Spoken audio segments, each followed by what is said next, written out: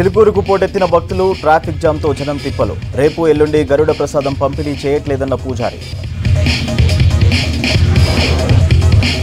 సిటీలోని 2 సీట్లకు 8 నామినేషన్లు దాఖలు. సికింద్రాబాద్కు కిషన్ రెడ్డి, పద్మారావు నామినేషన్లు.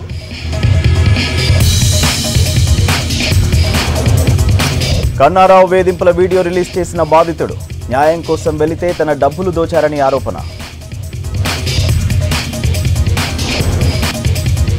బ్లాక్లో ఐపీఎల్ టికెట్లు అమ్ముతున్న సాఫ్ట్వేర్ ఉద్యోగుల అరెస్ట్. ఒక్కోటి 15,000కు అమ్మకం. 15 టికెట్లు సీజ్ చేసిన పోలీసులు. న్యాచురల్ జ్యూస్ తాగేందుకు సిటీ జనం ఇంట్రెస్ట్. వేడి నుంచి ఉపశమనం, హెల్త్ పై నజర్.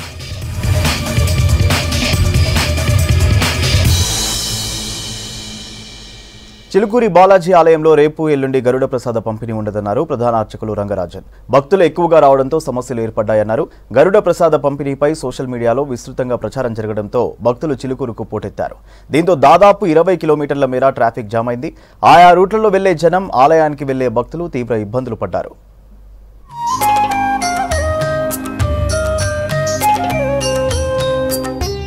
రంగారెడ్డి జిల్లా చిలుకూరు బాలాజీ టెంపుల్ కు వెళ్లే రూట్లో భారీగా ట్రాఫిక్ జామ్ అయింది.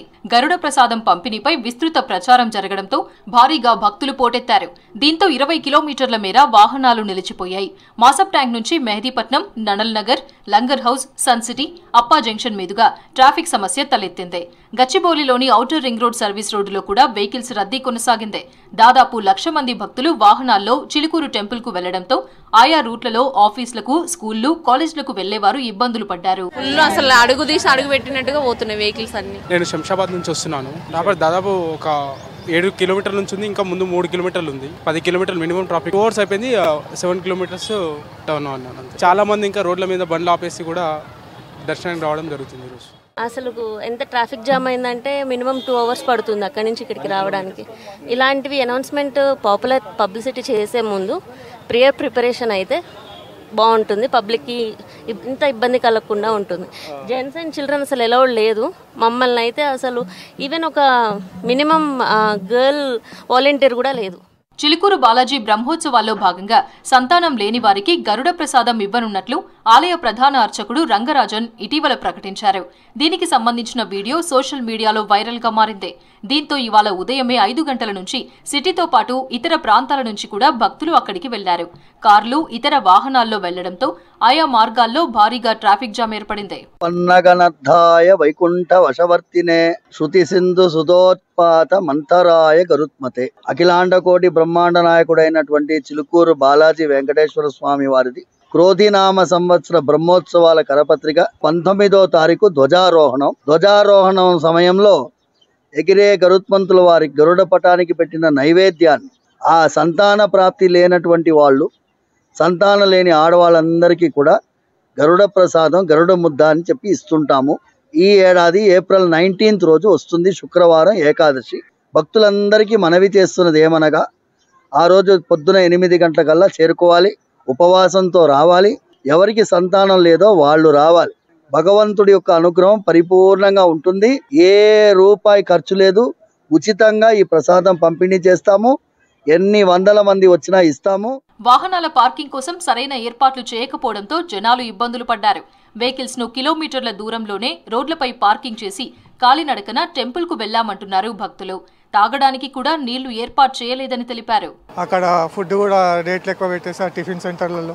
ఏంటంటే పబ్లిక్ కి అవసరాలను చూసుకొని వాళ్ళు కూడా రేట్లు పెంచేశారు. వాటర్ బాటిల్ ఒకటి 100 రూపీస్ అమ్మారు. ఎక్స్పెక్ట్ చేయలేదు వీళ్ళు. కాకపోతే ఇన్స్టాగ్రామ్ లో వాళ్ళు ప్రమోట్ చేశారు కాబట్టి స్ప్రెడ్ అయిపోయి పబ్లిక్ రావడం జరిగింది. ఇట్లా రావడం వల్ల వాళ్ళకు కూడా కొంచెం ఇబ్బంది అయింది. సో వీళ్ళు కూడా ఏంటంటే పోలీసు వాళ్ళకు కూడా భద్రత కోసం అని చెప్పేసి ఇన్ఫర్మేషన్ ఇవ్వనట్టున్నారు. లేకపోతే వాళ్ళు కూడా చేస్తుండే కావచ్చు. తెలంగాణ, ఆంధ్రప్రదేశ్, కర్ణాటక, తమిళనాడు ప్రజలు ఎంత ఓపికతోటి వచ్చారు, అంత ఓపిక నశించిపోతున్నారు. ఇక ఆ ప్రసాదం కూడా దొరకలేదు. కొంతమందికి అయితే ఆపదపోతుంది. ఇంత ఖర్చు చేసుకుని వచ్చారు. ఇక మీరే గమనించి నెక్స్ట్ ఇయర్ ఏమైనా చేస్తే ప్లాన్ తోటి ప్రభుత్వము మంచి ఏర్పాట్లు చేయాలని మేము కోరుకుంటున్నాము. ఇలాంటి సౌకర్యాలను మళ్ళీ ఎదురు కావద్దని కోరుకుంటున్నాం. ఉదయం నుంచి 10:30 వరకు దాదాపు 60,000 మంది భక్తులు ఆలయానికి వచ్చారన్నారు మోయినాబాద్ సీఐ పవన్ కుమార్ రెడ్డి. ఇంకా వస్తున్నారని ఆలయ నిర్వాహకులు తెలిపిన మేరకు బందోబస్తు ఏర్పాటు చేశామన్నారు. టెంపుల్ కు 5,000 మంది వస్తారనుకుంటే ఊహించిన దానికంటే ఎక్కువ రావడంతోనే ఇబ్బందులు ఏర్పడ్డాయన్నారు. గరుడ ప్రసాదాన్ని దాదాపు 30,000 మంది భక్తులకు పంపిణీ చేశారు ఆలయ అర్చకులు. భక్తుల రద్దీ దృష్ట్యా రేపు ఎల్లుండి సైతం పంపిణీ చేస్తామని తెలిపారు. ఈ టెంపుల్కు వచ్చిన భక్తులకు అవస్థల పాలతో ఇబ్బంది కూడా ఎదుర్కొన్నారు. వాళ్ళకు ఫెసిలిటీస్ ఎలాంటిది మాకు ఇన్ఫర్మేషన్ కూడా లేదు ఎవరికి. అలా సౌందరరాజన్ గారు మరి చేశారు. అదేవిధంగా ఇంత పబ్లిక్ వస్తారని ఎవరికి కూడా ఎక్స్పెక్ట్ చేయలేము. కాకపోతే వాళ్ళకు మేము కూడా విలేజ్ తరపు నుంచి కూడా మేము ఏదన్నా వాళ్ళకు కావాల్సిన ఫెసిలిటీస్ ఏర్పాటు చేస్తుంటే అలాంటివి వాటర్ బాటిల్స్ కొనమంటే కూడా లేదు. ఇక్కడ మామూలుగా ఫార్మర్స్ ఎవరన్నా రైతులు అవతలికి రోడ్డు దాటాలంటే కూడా అంత ఇబ్బంది కనివేరుగని అంత పబ్లిక్ ఈ జనాన్ని. దర్శనం దగ్గర మాకు ప్రసాదం దగ్గర చాలా రష్ ఉంది. అక్కడ చాలా ఇబ్బంది అయింది. అంత లేడీస్ అక్కడ సిస్టమ్ సరిగ్గా లేక పోలీసు వాళ్ళు అది లేకుండా ఇక మొత్తం ఎవరు రాలే అయిపోయినారు. మొత్తం లేడీస్ ఒకరిపైన ఒకరు వాడడం మస్తు ఇబ్బంది అయింది. చిలుకూరు బాలాజీ టెంపుల్లో రేపు ఎల్లుండి గరుడ ప్రసాదం పంపిణీ చేయడం లేదన్నారు ఆలయ ప్రధాన పూజారి రంగరాజన్. ఇవాళ ఊహించని విధంగా భక్తులు రావడంతోనే ఇబ్బందులు ఎదురయ్యాయని తెలిపారు. శ్రీయకాంతాయ కళ్యాణ నిదయే నిదయర్తినాం శ్రీ వెంకట నివాసాయ శ్రీనివాసాయ మంగళం. ఇవాళ చైత్రమాసం శుక్లపక్ష ఏకాదశి చిలుకూరు బ్రహ్మోత్సవాల్లో మొదటి రోజు. ఇవాళ సంతాన భాగ్యం కోసం వచ్చినటువంటి చాలా మంది భక్తులకి సంతాన భాగ్యం కలిగేటట్టు గరుడ ప్రసాదం ఇవ్వడం జరిగింది. అయితే మేము ఆశించిన దానికంటే 100 రెట్లు కాదు 1000 రెట్లు మంది భక్తులు రావడం వల్ల చాలా మంది భక్తులు ప్రసాదం పొందారు. కానీ అదే రీతిలో చాలా మంది భక్తులకి ప్రసాదం దొరకక అవస్థపడడం జరిగింది. ఇవాళ ప్రసాదం ఇవ్వడం ఇక ఆపేశాము. మళ్ళీ రేపు ఎల్లుండి అవతలెల్లుండి ప్రసాదం ఇచ్చే రీతి ఉంటుంది. కానీ ఈసారి ఇవ్వడం లేదు. ఇవాళతోటి అయిపోయింది ఈ బ్రహ్మోత్సవాల్లో గరుడ ప్రసాదం ఇవ్వడం. దయచేసి భక్తులందరూ గమనించాలి. గరుడ ప్రసాదాన్ని దాదాపు 60,000 మంది భక్తులకు పంపిణీ చేశారు ఆలయ నిర్వాహకులు. అనూహ్యంగా భక్తులు పెరిగినా చాలా మందికి ఇచ్చామని ప్రకటించారు. పార్లమెంట్ ఎన్నికల్లో కాంగ్రెస్ సిపిఎం పార్టీలు కలిసి పనిచేసేందుకు అంగీకారానికి వచ్చామన్నారు deputy CM Mallu Bhatti Vikramarka. Hyderabad RTC cross రోడ్లోని సిపిఎం పార్టీ కార్యాలయంలో పార్టీ నేతలు తమ్మినేని వీరభద్రం, మాజీ ఎమ్మెల్యే జులకంటి రంగారెడ్డితో కలిసి సమావేశమై చర్చించారు. రేపు సీఎంతో చర్చించాక నిర్ణయం ప్రకటిస్తామన్నారు. బీజేపీ ఒక్క సీటు గెలవకూడదన్న కారణంతోనే కాంగ్రెస్తో కలిసి పనిచేసేందుకు అంగీకరించామన్నారు సిపిఐ పార్టీ రాష్ట్ర కార్యదర్శి తమ్మినేని వీరభద్రం. భువనగిరిలో తప్ప మిగతా అన్ని చోట్ల సహకరిస్తామని చెప్పారు. అలాగే విజయన్పై రేవంత్ చేసిన వ్యాఖ్యలు సరైనవి కావన్నారు.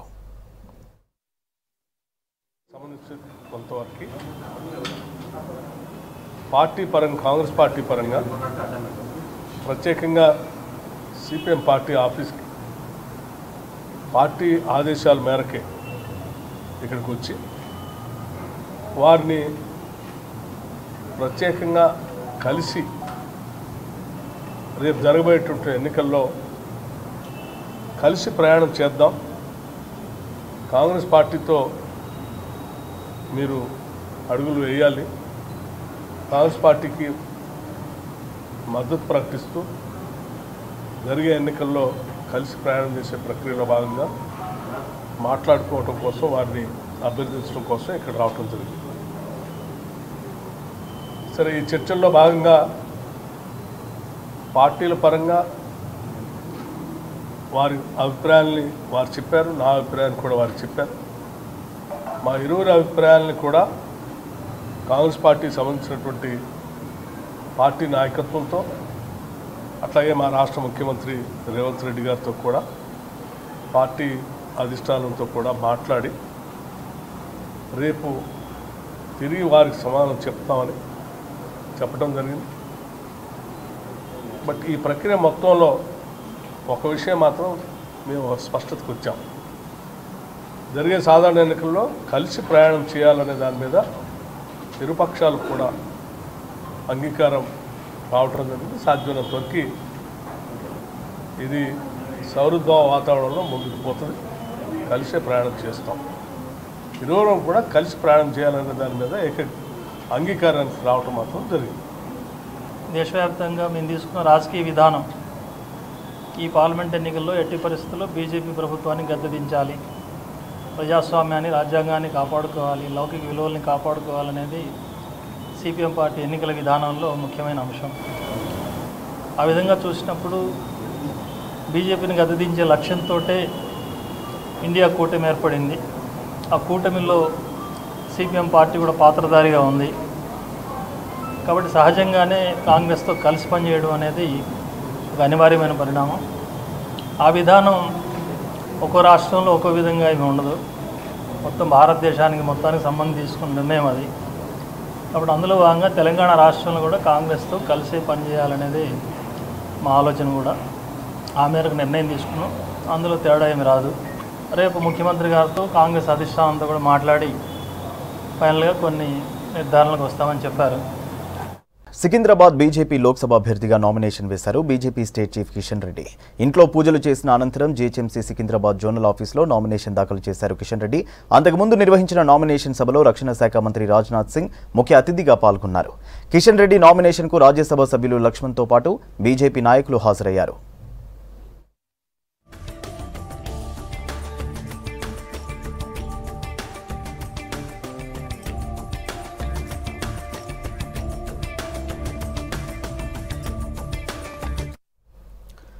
హైదరాబాద్ ఎంపీ అభ్యర్థిగా నామినేషన్ వేశారు ఏఐఎంఐఎం చీఫ్ అసదుద్దీన్ ఓవైసీ. లగ్డీకపూర్లోని హైదరాబాద్ జిల్లా కలెక్టర్ ఆఫీసులో అధికారులకు నామినేషన్ పత్రాలు అందజేశారు. అంతకుముందు ఎంఐఎం పార్టీ కార్యకర్తలతో కలిసి భారీ ర్యాలీ తీశారు. మరోసారి హైదరాబాద్ ఎంపీగా గెలుస్తానని ధీమా వ్యక్తం చేశారు అసద్.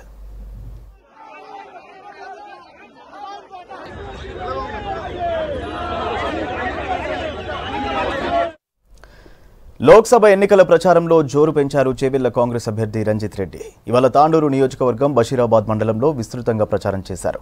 ముందుగా మండలంలోని ఏకాంబరేశ్వర స్వామి దేవస్థానంలో ప్రత్యేక పూజలు చేసి ఆ తర్వాత స్ట్రీట్ కార్నర్ మీటింగ్లో పాల్గొన్నారు. లోక్సభ ఎన్నికల తర్వాత 6 గ్యారంటీలు అమలు చేస్తామన్నారు. కార్యక్రమంలో స్థానిక ఎమ్మెల్యే మనోహర్ రెడ్డి పాల్గొన్నారు.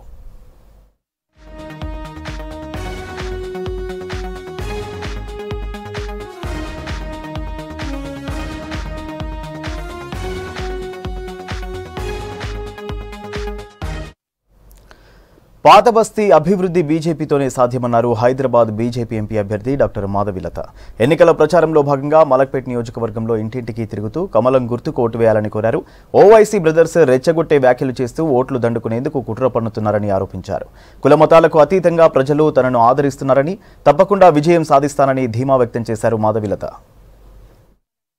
దేశ పరంపర అంటే దేవాలయాలు కానీ, సంగీతాలు కానీ, నాట్యం కానీ, రకరకాల కళలను కానీ, దాని తర్వాత ఆర్థిక వ్యవస్థను బలోపేతం చేయడానికి ఏ విధంగా మౌలిక సదుపాయాలు అంటే ఇన్ఫ్రాస్ట్రక్చర్స్, ఫ్లైఓవర్స్ కానీ, మీకు రోడ్స్ కానీ, దాని తర్వాత సబ్వేస్, ట్రైన్స్ లాంటివి కానీ, ఇలాంటివన్నీ ప్రతి ఒక్కటి అంటే ఒక రాష్ట్రంతో కనెక్ట్ అవ్వడం చాలా ముఖ్యం. ఒక డిస్ట్రిక్ట్ తో కనెక్ట్ అవ్వడం చాలా ముఖ్యం. ఒక హైటెక్ ఒక సిటీ కూడా మెగా సిటీ అవ్వాలంటే రోడ్డు ఒక ప్రాంతం నుంచి ఇంకో ప్రాంతాన్ని కనెక్ట్ అవ్వడం చాలా ముఖ్యం. ఇలాంటివి వయోవృద్ధులు అంటే మనకి చాలా ఆశ్చర్యకరమైన విషయం ఏమిటంటే మోదీ సర్కార్ రాకముందు ఎంతో మంది వయోవృద్ధులు పెన్షన్లు లేకుండా ఎన్నో బాధలతో పిల్లలు వదిలేసి వాళ్ళ జీవితాలు ఇబ్బందికరంగా పాలయ్యాయి. కానీ మోదీ గారి సర్కార్ వచ్చిన తర్వాత అలా కాకుండా 70 సంవత్సరాలు దాటిన వృద్ధులందరికీ ఆయుష్మాన్ భారత్ కింద కూడా వాళ్ళు చేర్చి ఉచిత ఆరోగ్య సౌకర్యాలను కల్పించడం అనేది. ఆర్టిస్ట్ సివి అంబాజీకి తెలుగు విశ్వవిద్యాలయం విశిష్ట పురస్కారం అందజేశారు varsity vice chancellor తంగెడి Kishan Rao. Ambaji Medak జిల్లాలోని అతి సామాన్య నేత కుటుంబంలో జన్మించి చిత్రకళకు ఎనలేని సేవ చేశారన్నారు. హైదరాబాద్లోని తెలుగు విశ్వవిద్యాలయంలో 38వ వార్షికోత్సవ వేడుకలు ఘనంగా జరిగాయి. కార్యక్రమంలో కళాకారుల ప్రదర్శనలు అందరినీ ఆకట్టుకున్నాయి. కార్యక్రమంలో పద్మశ్రీ ఆచార్య కొలకలూరి ఇనాక్ పాల్గొన్నారు.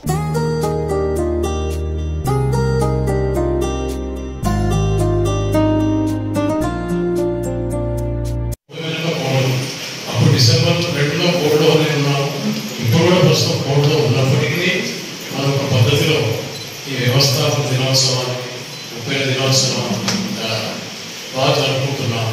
ఈ రోజు ఒక ప్రత్యేకత ఉంది. గత 37 నాంపల్లి కేంద్రంలో జరిగితే ఈ 35 మాత్రం బాచుపల్లి కేంద్రానికి వచ్చేసింది. ఇది ఒక అద్భుతమైనటువంటి సాహసోపేతమైనటువంటి ఒక మంచి అడుగు అని చెప్పేసి నేను భావిస్తాను. అయితే మరి ఇలాంటి అభివృద్ధి కార్యక్రమాలు ఈ 100 ఎకరాల స్థలంలో ఒక 1000 సంవత్సరాల భవిష్యత్తు ఉన్నటువంటి విశ్వవిద్యాలయం ఇంకా బాగా అద్భుతంగా అభివృద్ధి పథంలో నడవాలని చెప్పేసి నేను కోరుకుంటున్నాను. ఈ పురస్కారం స్వీకరించిన అంబాజీ గారికి చాలా ప్రత్యేకతలు ఉన్నాయి. ఆయన విశ్వవిఖ్యాత పెయింటర్, చిత్రకారులు. భారతదేశంలో అన్ని ప్రాంగణాల్లో అన్ని రాష్ట్రాల్లో ఆయన చిత్రలేఖనానికి స్థానం ఉంది. ఆయన గీసినటువంటి బొమ్మలు వేసినటువంటి చిత్రాలు చాలా విశాలమైన భిత్తికి మీద పెద్ద ప్రాంగణంలో వికాసం చెందుతూ ఉన్నాయి. ఆయనకి తన బాల్యం నుంచి ఉన్నటువంటి స్మృతులు చిత్రాలుగా మార్చుకున్నటువంటి చాకచక్యం ఉంది. గొప్ప అద్భుతమైనటువంటి సృజనము, ఊహ. హైదరాబాద్ ఫిలిం నగర్లో విషాదం నెలకొంది. దీన్ దయాల్ నగర్ బస్తీకి చెందిన సూర్యకుమారి వెంకటరమణ దంపతుల కుమారుడు బైక్తో కారును ఢీకొట్టాడు. ఘటనలో కారు దెబ్బతినడంతో మరమ్మతులకు 20,000 ఇవ్వాలని డ్రైవర్ డిమాండ్ చేశారు. సాయంత్రంలోగా డబ్బులు ఇవ్వకుంటే పోలీసులకు ఫిర్యాదు చేస్తానని బాలుడి తండ్రి వెంకటరమణకు ఫోన్ చేసి చెప్పాడు. ఇదే విషయాన్ని వెంకటరమణ భార్యకు ఫోన్ చేసి చెప్పగా ఇంట్లో డబ్బులు లేకపోవడంతో ఆందోళనతో ఉరేసుకుని చనిపోయింది. దీంతో ఘటనపై పోలీసులకు ఫిర్యాదు చేశారు. బాధిత మహిళ భర్త వెంకటరమణ, కారు డ్రైవర్ చంద్రశేఖర్, అతని స్నేహితుడు మహేష్ పై కేసులు నమోదు చేశారు పోలీసులు.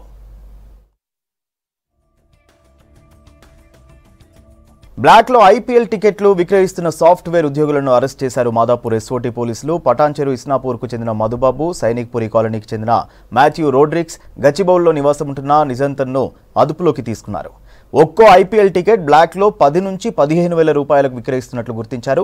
వారి నుంచి 15 ఐపీఎల్ టికెట్లు, సెల్ ఫోన్లు స్వాధీనం చేసుకున్నారు పోలీసులు.